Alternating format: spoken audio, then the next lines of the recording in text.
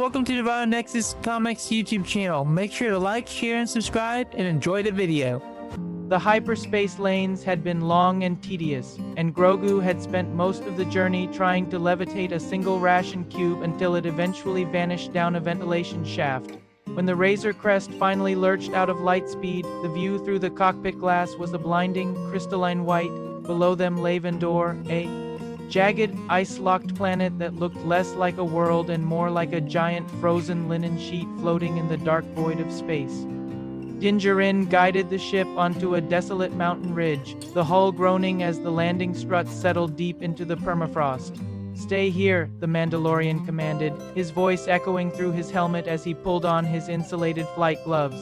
He explained that the heating coupling was frozen and needed a manual repair, leaving Grogu with strict instructions not to touch anything while he stepped out into the howling, sub-zero wind. Grogu sat in his hover prom, blinking slowly at the frosted viewport as the Mandalorian disappeared behind the landing ramp. While the ship's control panel offered plenty of tempting, glowing buttons, something far more captivating had caught his attention outside. Small, round, and impossibly fluffy white creatures were hopping in. Perfect synchronization through the snowdrifts. To Grogu, they looked like sentient marshmallows, and he felt an irresistible urge to investigate. Slipping out of his prom was a practiced maneuver, and he managed to waddle down the cargo ramp with surprising stealth. As soon as his feet hit the ground, he realized the snow was far deeper than it had appeared from the cockpit. The icy powder was nearly as tall as he was, turning his simple walk into a strenuous swim that left a distinctive green-eared trail behind him as he pushed toward the hopping colony.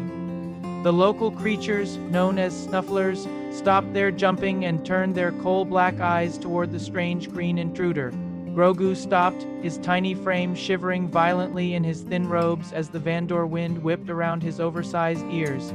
He let out a soft, melodic patu, hoping to make a friend and perhaps find a way to escape the freezing temperature that was quickly sapping his energy. Desperate for warmth, Grogu decided he needed a hug from one of these living pillows. He closed his eyes and reached out with the force, intending to gently pull the nearest snuffler toward him for a cuddle. He hadn't realized, however, that snufflers traveled in magnetized clumps to survive blizzards. Pulling one meant pulling the entire collective colony all at once. Before he could react, a massive, screeching ball of 40 fluffy rodents roughly the size of a speeder bike came hurtling through the air toward him. Grogu's eyes widened in panic as he tried to push the mass back, but the sheer momentum was too great.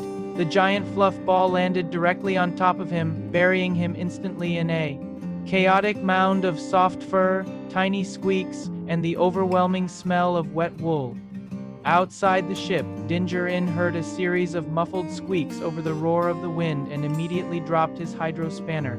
Fearing a predator had found his ward, he whipped around the side of the ship with his blaster drawn, only to find a vibrating mound of white fur near the landing strut.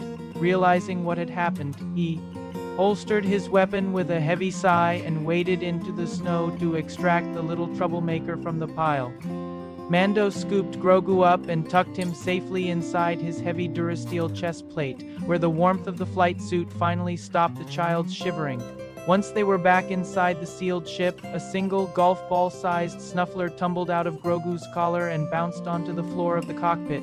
Grogu looked up at the Mandalorian with pleading eyes, but Mando simply scooped up the stowaway and gently returned it to the snow before closing the hatch. Thanks for watching. If you want to see more stories like this, make sure to like and subscribe. Until next time, stay super.